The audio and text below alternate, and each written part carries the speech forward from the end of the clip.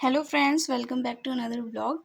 And आज हम लोग बात करेंगे बैकलॉग के बारे में कि अपने बैकलॉग को कैसे क्लियर करें।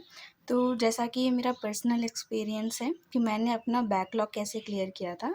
तो मैंने कुछ एक तरह से मतलब फर्स्ट सेकंड थर्ड पर्सन बनाए हैं।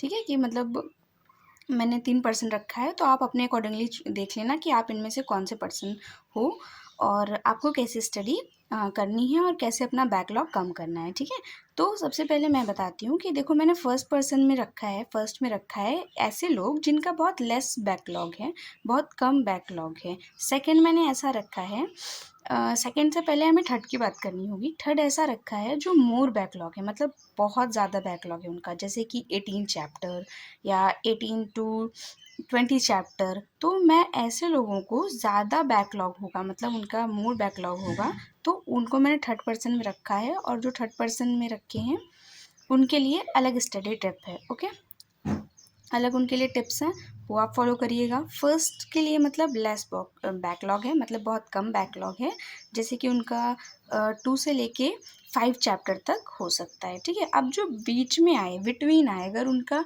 10 चैप्टर बैकलॉग है तो उसे कैसे क्लियर करेंगे उसके बारे में बात करते हैं। ठीक है, देखो तो पहले मैंने कैसे किया था कि पहले तो मैंने ये देखा कि मेरा कितना बैकलॉग है, कितने सब्जेक्ट में total, physics chemistry zoology botany, मैंने देखा कि मेरे कितने चैप्टर के बैकलॉग हैं, 1 चैप्टर 2 चैप्टर 10 चैप्टर, कितने चैप्टर हैं। तो मुझे पता चला कि मेरे पास अराउंड 8 to 10 चैप्टर्स हैं जो मेरे बैकलॉग है, जो मुझे क्लियर करना था। क्योंकि जब मैंने नीट का बैच, यकीन वाला बैच में इनरोल हुई थी, तो उसमें मुझे, मेरा बैच स्टार्ट हो गया था 1-2 महीने पहले से ही, और मैंने 1-2 महीने बाद पर बैच को परचेज़ किया था। तो अराउंड इतने चैप्टर्स के मेरे बैकलॉग हो गए थे। ठीक है, तो अब क्या किया मैंने कि उसके आगे की स्टडी करने के लिए मैंने तो आगे की स्टडी स्टार्ट कर दी थी, बट जो पीछे का बैकलॉग था उसकी वजह से मैं काफ़ी सारी चीज़ें मुझे नहीं समझ में आ रही थी, और मैं आगे अच्छे से, मेरे टेस्ट में अच्छे मार्क्स भी नहीं हो पा रहे थे, मैं इम्प्रूव भी नहीं कर पा रही थी। ठीक है, तो फिर मैंने देखो ये सारी चीज़ें फॉलो की थी, जिससे मेरा बैकलॉग भी क्लियर हुआ और अब टेस्ट में मार्क्स भी अच्छे आ रहे हैं। तो अभी स्टडी टिप्स देख लो, स्टडी टाइम देख लो। पहले तो एक याद चीज़ रखना कि बैकलॉग जो है वो एक दिन में क्लियर तो नहीं होगा, तो उसे रेगुलर थोड़ा थोड़ा आपको पढ़ना पड़ेगा और थोड़ा थोड़ा ही आपको क्लियर करना पड़ेगा। ठीक है, टाइम मैनेजमेंट कैसे करोगे, मतलब कि आपको देखो, अगर रियल मतलब जो तुरंत चल रहा है, अगर आप उसे छोड़ते जाओगे तो वो भी बैकलॉग बनता जाएगा, और फिर ये तो बैकलॉग है ही, तो बहुत ज़्यादा बैकलॉग हो जाएगा। तो इससे अच्छा है कि जो पहले की चीज़ें, मतलब जो पहले टाइम मैनेजमेंट जैसे आप कर रहे थे, वो उस तरह से हैंडल करो, उस तरह से रेगुलर उसको करते रहो। लेकिन फिर जो न्यू बैकलॉग है, जो आपके पुराने बैकलॉग्स हैं, उसे आप एक एक चैप्टर करके फिनिश करो, टॉपिक करके, या इजी टॉपिक ले सकते हो। तो उसके लिए क्या कर सकते हो, पहले स्मॉल टॉपिक, इजी टॉपिक्स को क्लियर करो, ताकि इजी टॉपिक से कोई क्वेश्चन आए तो वो आपसे बन जाए। प्रीवियस चैप्टर, ठीक है, रिवाइज भी करना है, प्रीवियस चैप्टर को आपको क्या करना है, रिवाइज भी करना है। 1 डे पे रिवाइज करो, 7 डे पे रिवाइज करो, और 15 डेज पे रिवाइज करो। जैसे कि आपने कोई एक चैप्टर बैकलॉग वाला ख़त्म किया, ठीक है, अब आप आगे बढ़ चुके हो, तो आप क्या करो, उस चैप्टर को रिवाइज करो, तो बैकलॉग वाली चीज़ें आपको समझ में ही नहीं आएंगी। तो 1 डे पे, 7 डे पे और 15 डे पे रिविजन डे डालो। ठीक है, तो कैसे आपको रिवाइज करना है। ओके, फिर क्या है, चेंजिंग स्टडी रूटीन्स को भी अपने चेंज करते रहो। जैसे कि अगर डे में आप अपना ऑनलाइन स्टडी या ऑफलाइन स्टडी करते हो, ठीक है, तो रात में आप अपना बैकलॉग क्लियर करने की कोशिश करो।